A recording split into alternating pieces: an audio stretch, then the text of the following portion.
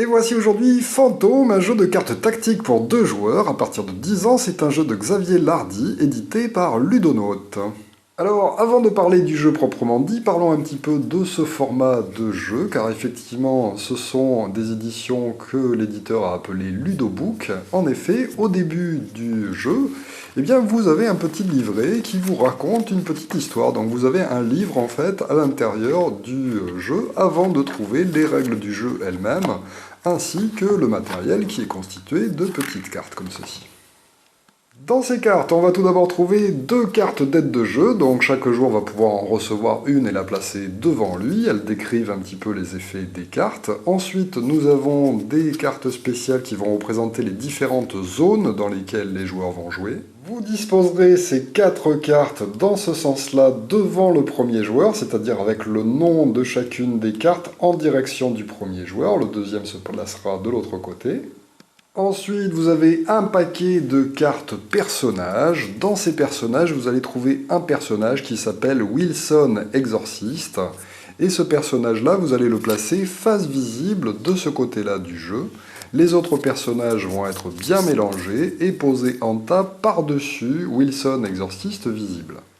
Devant ces cartes personnages, il va y avoir une zone ici qui va servir à déterminer où les personnages se trouvent dans la maison en fonction de la carte endroit où ils se trouvent. Pour débuter la partie, vous allez d'ailleurs tirer la première carte personnage qui a été mélangée, la révéler face visible et la placer sur l'étage. Enfin, vous avez un paquet de cartes fantômes avec un dos blanc et un paquet de cartes fantômes avec un dos marron. Ceux-ci seront les différents fantômes du jeu et ceux-ci seront les différents lieux du jeu. Vous allez donc prendre le paquet de cartes fantômes et pour l'instant le disposer sur le côté du jeu. Vous allez prendre les cartes lieux. Et vous allez y chercher 4 cartes spécifiques. Effectivement, en haut des cartes sur leur recto, eh bien, il y a marqué le nom du lieu. Vous allez donc prendre la bibliothèque, que vous allez mettre de côté, le cellier, le garage et la fontaine. Les autres cartes, vous allez pouvoir les mélanger face cachée et les disposer à côté de la pioche de cartes fantômes. Du côté du premier joueur, c'est-à-dire celui qui a les noms de ces différents lieux vers lui, vous allez placer la carte garage au sous-sol et les autres cartes, la bibliothèque va être placée chez l'adversaire en laissant bien sûr la place pour la zone des personnages, donc ici la bibliothèque en face du rez-de-chaussée, le cellier en face du sous-sol et la fontaine en face du jardin. Enfin, chaque joueur va piocher 3 cartes fantômes blancs, comme ceci, et 3 cartes lieux qu'il va placer dans sa main et qu'il va pouvoir regarder avant qu'on puisse débuter la partie. Alors, quel est donc le but du jeu? Eh bien, vous l'aurez compris, nous sommes dans une maison hantée qui abrite 2 esprits maléfiques. Nous avons John Pot, l'ancien colon anglais, et Hopshakanoog, le chef indien. Difficile à prononcer. Et donc, dans la petite histoire d'ailleurs qu'il y a au début du livre, vous découvrirez un peu les tenants et les aboutissants de l'histoire. Vous allez donc incarner chacun ces 2 âmes en peine qui vont tenter d'effrayer des visiteurs de la maison afin d'étendre leur influence sur celle-ci. Il y a donc des personnages qui vont arriver dans les différents endroits de la maison. Chaque personnage, en fait, a en haut un chiffre de marqué qui sera le niveau de frayeur à atteindre pour le terroriser. En haut à droite, il y a un autre chiffre qui va correspondre au point de victoire que cela va vous rapporter de terroriser ce personnage en particulier. Pour faire peur au personnage, vous allez pouvoir utiliser des lieux inquiétants qui ont des points ici de terreur et vous allez pouvoir utiliser aussi des fantômes qui ont aussi des points de terreur. Il faudra les disposer dans les différents lieux de la maison afin de faire peur à leurs occupants. Alors, pour débuter la partie, nous avons vu que nous avons pioché 3 lieux et 3 fantômes. Mais nous allons commencer avec une main de 5 cartes seulement. Effectivement, il va falloir, avant de commencer, défausser un des fantômes dans la pile de défausse des cartes fantômes. Chaque joueur, à commencer par le premier joueur, c'est-à-dire celui qui a le garage en face de lui, va choisir un des fantômes qu'il souhaite défausser, et il va le défausser dans une défausse particulière correspondant aux cartes fantômes. Il y aura aussi une défausse en face du paquet de cartes lieux. Mais là, pour l'instant, on va défausser chacun une carte ici. Alors, sur les 4 zones qui sont en face de chaque joueur, on va disposer ce qu'on appelle des apparitions, c'est-à-dire des ensembles de cartes lieux et de cartes fantômes dont la valeur totale fera peur aux habitants qui se trouveront à cet endroit-là. Donc chacun va créer ses apparitions de son côté de jeu et l'adversaire va donc les poser ici. En commençant par le premier joueur, chacun va donc activer les 4 zones qui se trouvent dans la maison dans l'ordre de son choix. Et lorsqu'on va faire une activation, on va tout simplement retourner la carte et effectuer ce qui est marqué dessus. Il y a effectivement un résumé du tour de ce qu'on doit faire pour chacune des activations. Donc le premier joueur va activer les 4 zones dans l'ordre qu'il veut, ensuite il va piocher des cartes pour revenir à 5 cartes en main, et ça passera au second joueur qui va lui aussi activer les 4 zones, piocher 5 cartes pour avoir 5 cartes en main à la fin de son tour, et ainsi de suite jusqu'à la fin du jeu et jusqu'à la condition de victoire. Alors un joueur va pouvoir activer une de ces cartes lieux, surtout pour y placer une carte. On va pouvoir placer soit des cartes lieux, soit des cartes fantômes, mais attention, on ne pourra pas poser de cartes fantômes s'il n'y a pas de carte lieu pour l'accueillir. Donc là, au début du jeu, par exemple, notre premier joueur peut poser un fantôme dans le garage s'il le souhaite, mais par contre, sur les autres lieux, sur les autres zones, il lui faudra d'abord commencer par poser une carte lieu. Comme il y a déjà un personnage qui a été tiré au hasard sur l'étage, eh bien je peux par exemple décider de poser une carte ici. Alors à ce moment-là, j'active la zone en retournant la carte vers mon adversaire pour se rappeler les zones que j'ai déjà activées, et je fais ce qui est marqué sur la carte. Tout d'abord, jouer un lieu ou un fantôme depuis sa main vers l'apparition de cette zone et appliquer son effet. Donc je vais pouvoir poser ici soit un lieu, soit un fantôme. Comme il n'y a pas de lieu, je suis obligé de poser un lieu. Alors, sur les cartes lieux que l'on a, il y a ici des petites cases qui représentent les différentes zones de la maison avec des carrés de couleurs. Ça voudra dire que pour pouvoir poser cette carte, par exemple, je ne pourrai la mettre que sur la zone violette et la zone verte. En jeu, la zone verte, c'est le jardin, et la zone violette, c'est le sous-sol. Donc pour pouvoir poser une carte à l'étage, il faut que je pose une carte qui a un petit carré bleu. Donc je vérifie dans mes cartes si j'en ai une. Oui, celle-ci a tous les petits carrés de dessinée, donc je peux poser celle-ci dans cette zone. Alors, une fois la carte éventuellement posée dans la zone que j'ai activée, effectivement, c'est éventuel. Si jamais je n'ai pas de carte qui corresponde à l'endroit, eh bien je peux activer la zone quand même et ne pas poser de carte. Ensuite, je fais la deuxième phase d'une activation qui est d'éliminer les fantômes vulnérables dans les 2 apparitions de cette zone. Alors comment ça marche? Eh bien certains personnages vont avoir des capacités spéciales pour se défendre contre un certain type de fantôme. C'est dessiné en bas à gauche. Donc là, par exemple, Sarah Percy n'a pas peur des fantômes bleus, et si dans la zone où elle se trouve, il y a des fantômes bleus à ce moment-là, ils seront tous défaussés. Donc là, ce n'est pas le cas, car il n'y a pas de fantômes ni d'un côté ni de l'autre, il y a juste un lieu, les personnages ne font rien au lieu. Enfin, on va vérifier le niveau de terreur des 2 apparitions de cette zone, c'est-à-dire qu'on va faire le total des points de terreur en haut à gauche de toutes les cartes posées d'un côté et de toutes les cartes posées de l'autre pour savoir si le personnage qui se trouve dans la zone n'est pas effrayé par un des 2 joueurs. Le téléphone que j'ai posé dans mon exemple a un effet de 0 terreur, donc il ne se passe rien pour l'instant puisque le personnage à effrayer a une valeur de 8 à arriver ou à dépasser pour pouvoir lui faire peur. J'ai donc fini l'activation de cette zone, il va donc falloir que je passe à l'activation d'une autre zone. Donc là, je peux éventuellement poser un fantôme, ici je peux poser éventuellement des lieux. Alors, ce n'est pas parce qu'il y a un lieu qu'on ne peut pas reposer un autre lieu. On a parfaitement le droit de poser un lieu sur un autre lieu. Alors, je regarde ce que j'ai en main. J'ai par exemple une trappe d'accès qui peut être posée dans le sous-sol ou le jardin, et une cave obscure qui ne peut être qu'au sous-sol. Mais pour l'instant, je n'ai pas très envie de poser ça, j'ai envie de mettre un fantôme plutôt dans le garage. Donc là, je peux choisir n'importe quel fantôme, leurs couleurs n'ont pas particulièrement d'importance, mais il va falloir qu'ils puissent être accueillis dans le lieu. Effectivement, sur toutes les cartes lieux, il y a des symboles comme ceci qui représentent des fantômes. Ça voudra dire pour cette carte-là, par exemple, que le garage peut accueillir jusqu'à 4 fantômes.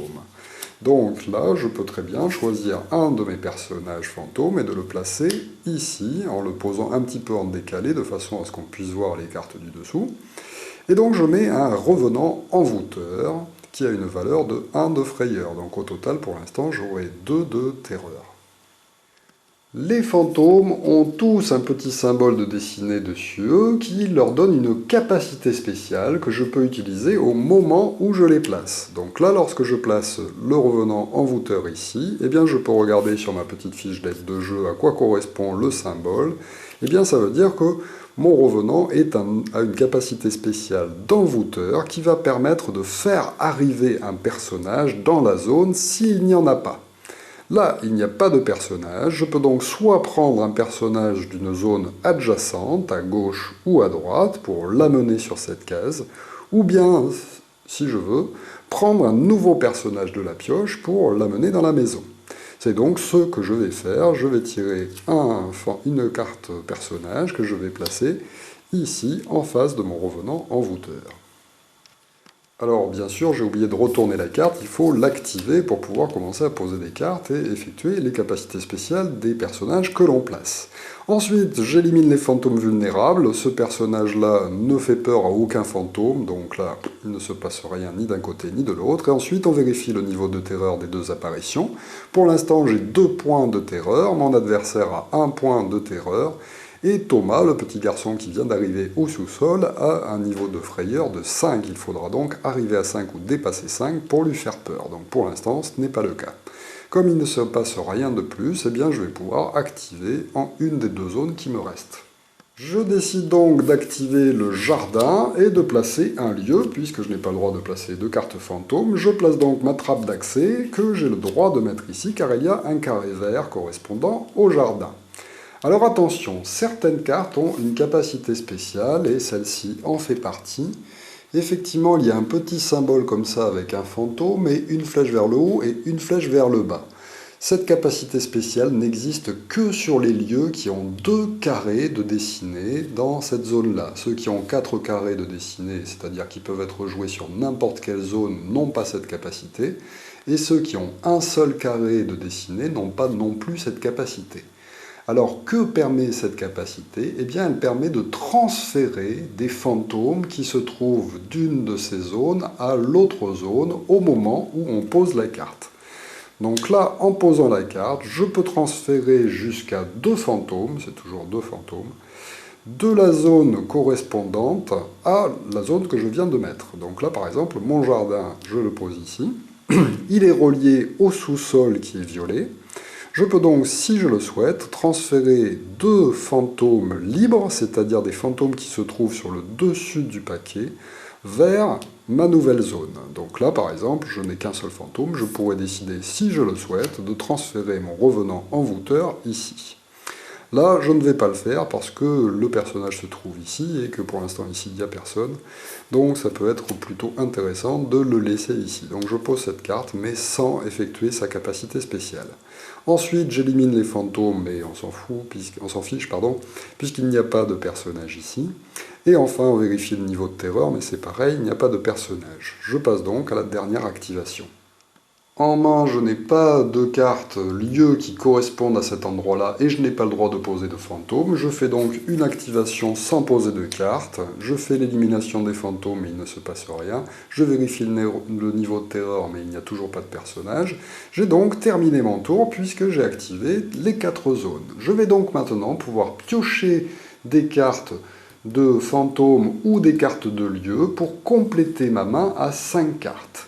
Je choisis indifféremment de remplir avec les cartes de mon choix et je peux les piocher une par une. Donc là, par exemple, je me dis j'aimerais bien avoir une carte lieu correspondant au rez-de-chaussée. Je peux commencer en piochant une carte lieu.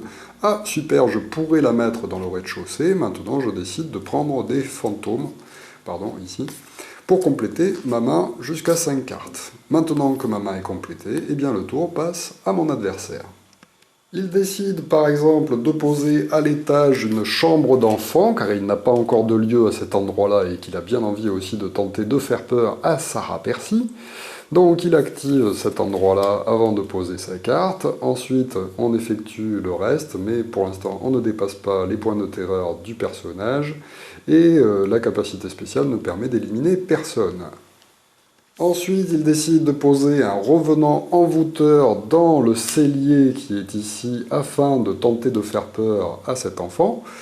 Mais en le posant, il y a une capacité spéciale qui permet de faire arriver un personnage, mais comme il y a déjà un personnage, cette capacité spéciale ne fonctionne pas, il ne fait donc que poser sa carte. Ensuite, on vérifie s'il y a une élimination, mais Thomas ne fait peur à aucun fantôme, et on vérifie les niveaux de terreur, pour l'instant 2 et 2 contre 5, il ne se passe rien.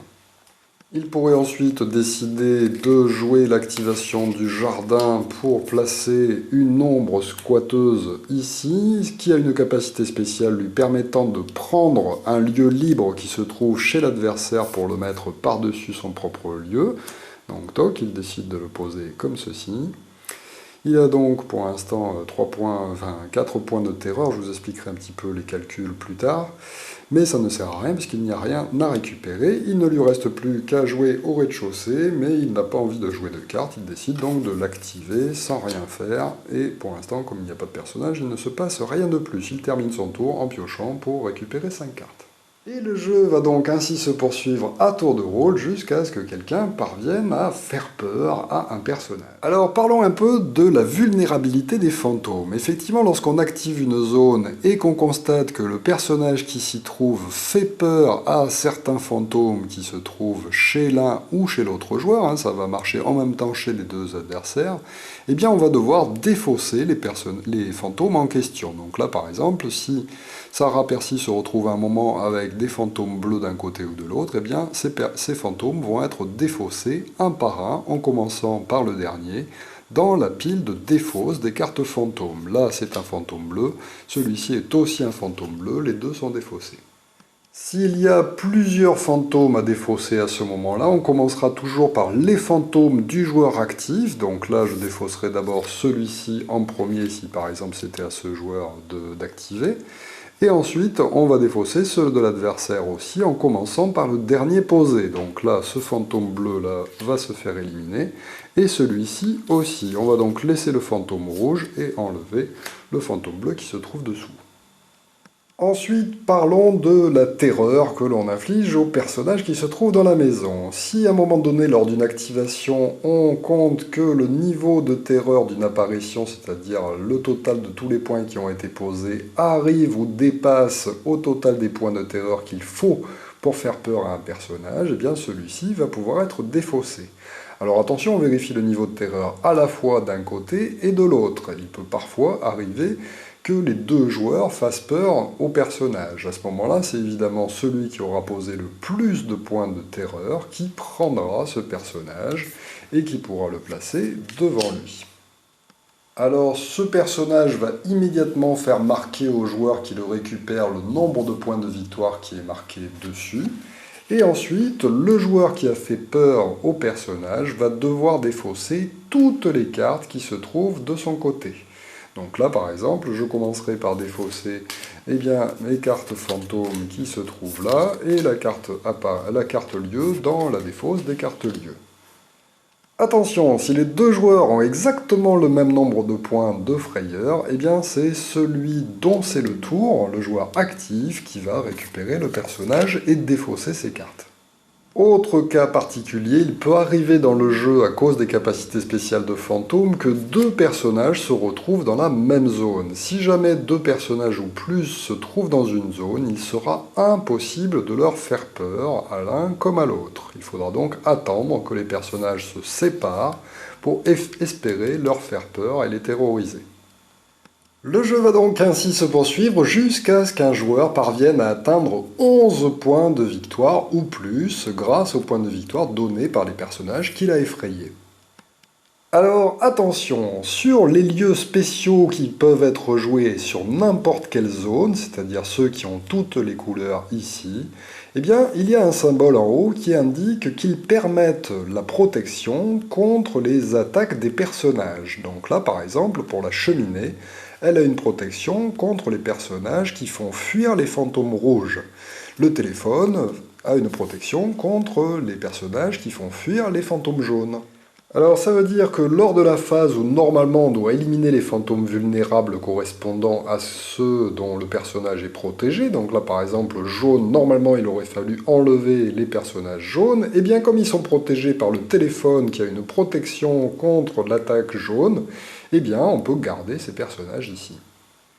Précision, nous avons vu qu'en début de partie, nous avons placé une carte Wilson Exorciste en dernière carte personnage et de façon visible, les autres ayant été posées par-dessus face cachée. Lorsqu'on va placer le dernier personnage en jeu, eh bien on va lui ajouter la carte Wilson Exorciste par-dessous, de façon à modifier un peu les pouvoirs du dernier personnage. C'est-à-dire qu'en fait, Wilson Exorciste va donner plus de frayeur nécessaire pour effrayer ce personnage. Donc là, par exemple, si c'était Mary Standish, eh bien, 8 et 2, 10, il faudra donc un total de 10 points de terreur pour pouvoir effrayer ces deux personnages à la fois. Et les points de victoire vont être majorés de 1 aussi pour ce personnage. Alors, c'est pas considéré comme étant deux personnages ensemble, enfin deux personnages différents qu'il faudra séparer, il faudra bien faire peur aux deux à la fois. Alors, voyons maintenant les différentes capacités spéciales des fantômes. Effectivement, tous les fantômes ont un symbole ici, on en a déjà vu quelques-uns. Il y a 6 capacités spéciales de fantômes qui vont se déclencher lorsqu'on va les poser pour la première fois en jeu.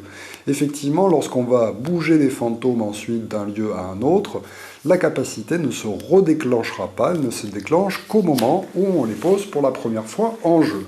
Donc là, cette première capacité spéciale représentée par ce petit bonhomme correspond à l'envoûteur, nous l'avons déjà vu tout à l'heure, mais je vous le rappelle, qui permet de faire apparaître un personnage dans la zone s'il n'y a pas de personnage dans la zone. Donc là, par exemple, s'il y a déjà ce personnage-là, ça ne marche pas. Par contre, s'il n'y a pas de personnage, j'aurai deux choix possibles, soit de faire arriver un personnage qui se trouve dans une zone adjacente, donc par exemple prendre le personnage qui se trouve là pour l'amener là, ou bien un personnage qui se trouve là pour l'amener là, ou bien, deuxième choix possible, de tirer un personnage sur le dessus du paquet de personnages et de le faire arriver en jeu sur la zone. Ensuite, nous avons la capacité spéciale Hurleur. Lorsqu'on va poser un fantôme Hurleur dans une zone, il va pouvoir faire fuir le personnage qui s'y trouve, ou les personnages qui s'y trouvent, si jamais il y en a plusieurs, vers une zone adjacente. Donc par exemple, s'il y avait deux personnages, j'aurais pu les faire fuir chacun dans une zone, ou les deux dans la même zone, ou bien les faire fuir sous le paquet de cartes personnages. À ce moment-là, hop, je les place sous les personnages de façon à ce qu'ils se retrouvent au-dessus de la carte Wilson Exorciste. Je peux le faire, s'il y en avait plusieurs, sur tous les personnages, ou bien choisir d'en faire déplacer sur le côté, un autre mettre dessous, enfin comme je le veux.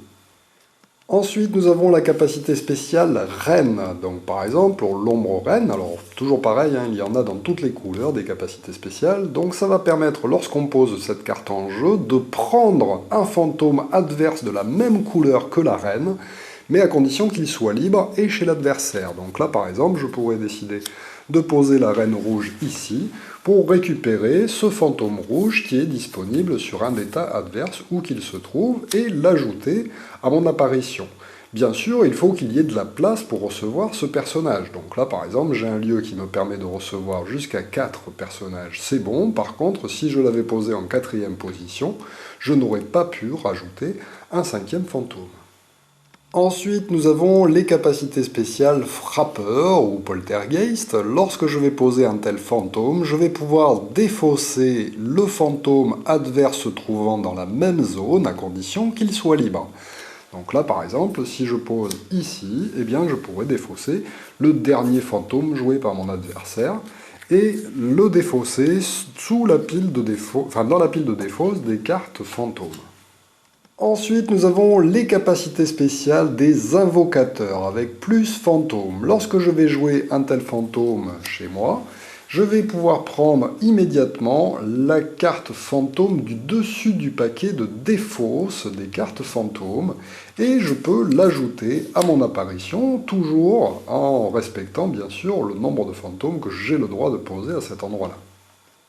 Enfin, nous avons les capacités spéciales squatter qui vont permettre de prendre le lieu adverse se trouvant dans la même zone à condition qu'il soit libre. Donc là, par exemple, si je le pose ici et que mon adversaire a posé un lieu en dernière carte, j'aurai le droit de prendre cette carte lieu et de l'ajouter à ma propre apparition.